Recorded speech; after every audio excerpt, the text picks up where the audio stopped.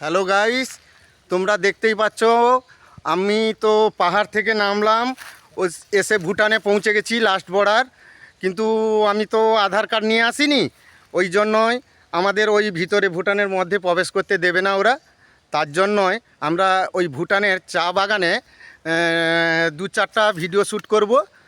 তারপর আমরা ওই পূর্ব মেদিনীপুরের ছেলে এই পূর্ব মেদিনীপুর ফিরে যাব। তোমরা লাইক করো, কমেন্ট করো, এই আশা নিয়ে আমি এত দূরে এসেছি।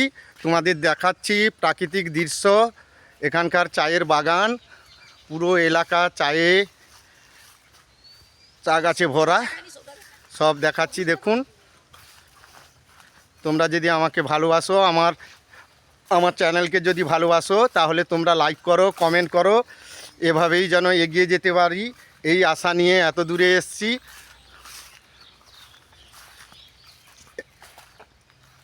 আপনাদের দেখাচ্ছি ওই চায়ের বাগান,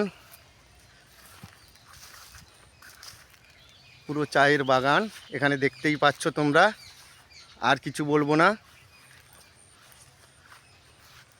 তোমরা যদি আমাকে ভালোবাসো, লাইক করো, কমেন্ট করো, সাবস্ক্রাইব করো। কালকে আমরা বাড়ি ফিরবো, এই আশা নিয়ে তোমাদের কিছু দেখালাম।